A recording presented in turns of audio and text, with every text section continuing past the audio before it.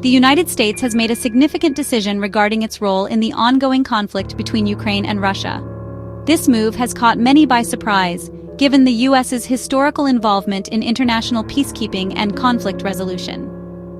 On May 1, 2025, State Department spokeswoman Tammy Bruce announced that the U.S. would no longer actively mediate peace negotiations between the two nations. This decision was not made lightly and followed extensive internal deliberations and consultations with key allies. This announcement, confirmed by Secretary of State Marco Rubio, marks a turning point in the U.S.'s involvement in the conflict. Rubio emphasized that the U.S. would continue to support Ukraine through humanitarian aid and defensive military assistance, but would step back from direct mediation. The decision comes after months of diplomatic efforts, raising questions about the future of peace talks and the potential for further escalation. The U.S. had been a key player in facilitating dialogue, and its withdrawal leaves a significant void in the negotiation process. The U.S.'s decision has sent ripples through the international community, with many questioning the implications of this move. Allies and adversaries alike are now recalibrating their strategies in response to this unexpected development. Some analysts view it as a sign of waning U.S. influence, while others believe it could be a strategic maneuver to pressure both Russia and Ukraine to engage in more meaningful negotiations. The debate continues as experts weigh the potential outcomes of this shift in U.S. policy. The coming weeks will be crucial in determining the impact of this decision on the trajectory of the conflict. Observers are closely monitoring the situation, looking for any signs of progress or further deterioration in relations between the two countries. The announcement has been met with mixed reactions from both sides of the conflict. In Ukraine, there is a sense of betrayal and concern about the future, while in Russia, the response has been more muted but cautiously optimistic. Ukraine expressed disappointment, emphasizing its commitment to a peaceful resolution, while reiterating its stance on the need for a complete Russian withdrawal from its territory. Ukrainian officials have called for increased support from European allies in light of the U.S.'s decision. Russia, on the other hand, has remained relatively tight-lipped, with officials stating that they are analyzing the situation before commenting further. Some Russian analysts suggest that this could be an opportunity for Russia to push for more favorable terms in any future negotiations. The world now watches with bated breath as the conflict enters a new phase. The absence of the U.S. as a mediator introduces a new level of uncertainty, leaving many to ponder the potential consequences for the people of Ukraine and the wider geopolitical landscape. The international community is now faced with the challenge of filling the diplomatic void left by the U.S. As the situation evolves, the hope remains that a peaceful resolution can still be achieved, despite the complexities and challenges that lie ahead. The U.S.'s decision to step back from its mediating role stems from a growing sense of frustration over the lack of progress in peace negotiations. The diplomatic community had high hopes that the U.S.'s involvement would catalyze a breakthrough, but these hopes have been steadily diminishing. Despite numerous rounds of talks and international pressure, a concrete agreement to end the conflict remains elusive. Each meeting seems to end in the same way, with no significant advancements and a growing sense of despair among the negotiators. The U.S. has invested significant diplomatic capital in seeking a resolution, but these efforts have been met with resistance and a lack of commitment from both Russia and Ukraine. The complexity of the issues at hand and the deep-seated mistrust between the parties have only added to the challenges. The Biden administration has repeatedly expressed its disappointment over the slow pace of negotiations and the unwillingness of both parties to make meaningful concessions. President Biden himself has made several public statements urging both sides to come to the table with a genuine willingness to compromise. The U.S. has accused Russia of engaging in delaying tactics and failing to demonstrate a genuine desire for peace. These accusations have been met with denials and counter-accusations from the Russian side, further complicating the diplomatic landscape. At the same time, the U.S. has also urged Ukraine to show flexibility and explore avenues for a negotiated settlement. The Ukrainian government, however, remains steadfast in its demands, citing the need for security guarantees and territorial integrity. The lack of progress in peace talks has been exacerbated by the ongoing violence on the ground. Each day of continued conflict makes the prospect of peace seem more distant, as the human and material costs continue to mount.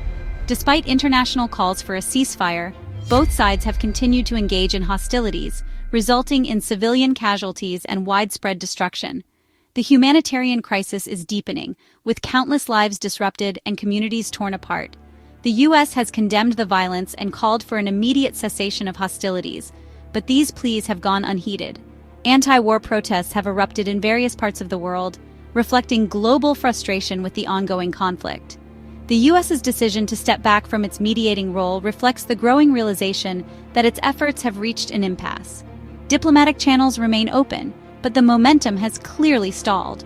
The Biden administration has concluded that its continued involvement in the peace process is unlikely to yield tangible results without a fundamental shift in the positions of both Russia and Ukraine. This shift seems increasingly unlikely in the current climate of mutual distrust and hostility. The U.S. now believes that the onus is on the two warring parties to demonstrate a genuine commitment to finding a peaceful resolution. The international community watches closely, hoping for a breakthrough that seems ever more elusive. Adding to the complexity of the situation are the conflicting signals emanating from Washington. The U.S. government appears to be sending mixed messages, which has left both allies and adversaries puzzled about its true intentions. Just 2 days before Bruce's announcement, U.S. Special Envoy Keith Kellogg contradicted the State Department's stance, creating a sense of confusion and uncertainty. Kellogg asserted that the U.S. was not entirely abandoning its mediation efforts, which seemed to be at odds with the official narrative coming from other parts of the administration.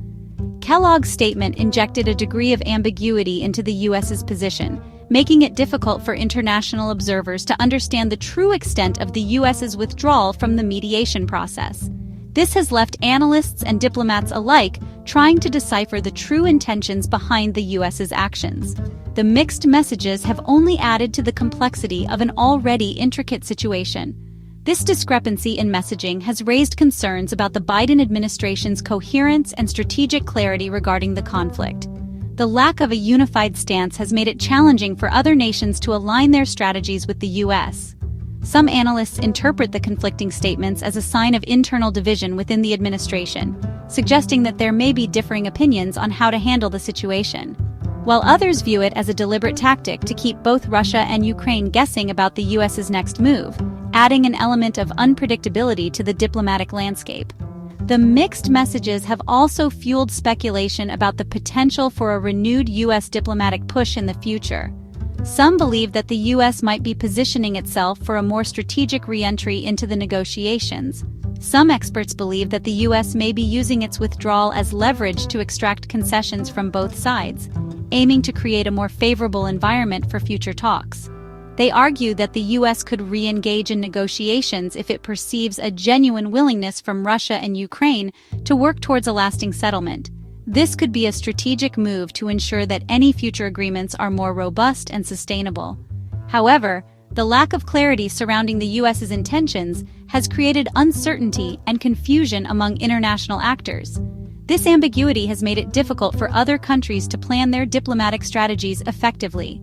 The mixed messages have made it difficult for allies to coordinate their efforts and for Russia and Ukraine to gauge the U.S.'s true commitment to resolving the conflict. This has led to a sense of unease and unpredictability in the international community. This ambiguity could further complicate the already delicate diplomatic landscape surrounding the war in Ukraine. The international community is left to navigate these uncertain waters, hoping for a clearer direction from the U.S. in the near future. Section 4. Russia claims understanding, yet conflict persists. While the U.S. expresses frustration with the lack of progress, Russia paints a different picture of the negotiations. Russian Foreign Minister Sergei Lavrov, in a statement on April 27, 2025, asserted that talks with the U.S. were moving in the right direction. Lavrov emphasized that the U.S. was beginning to grasp Russia's perspective and the historical context surrounding the conflict. However, Lavrov's positive assessment of the talks stands in stark contrast to the reality on the ground, where fierce fighting continues unabated. Despite Lavrov's claims of progress, there has been little tangible evidence to suggest that Russia is genuinely committed to finding a peaceful resolution. Russia's insistence on U.S. understanding while simultaneously escalating military action has raised skepticism among Western officials. They view Lavrov's statements as part of a broader Russian strategy aimed at deflecting blame, sowing discord among Western allies, and buying time to achieve its military objectives in Ukraine. Furthermore, Russia's demands, which include Ukrainian neutrality and recognition of annexed territories, remain unacceptable to Kiev and its Western backers. This fundamental disagreement over core issues has proven to be a major stumbling block in negotiations, making a negotiated settlement elusive. Section 5. A history of stalemates and broken promises. The current impasse in negotiations is not an isolated incident, but rather the latest chapter in a long and frustrating saga. Since the outbreak of the conflict, numerous attempts at brokering a ceasefire and initiating meaningful peace talks have faltered. Both sides have accused each other of violating agreements, and the cycle of violence has continued unabated. The Minsk agreements, signed in 2014 and 2015, aimed to end the conflict in eastern Ukraine, but ultimately failed to achieve their objectives. Both sides violated the terms of the agreements, and the fighting continued, albeit at a reduced intensity.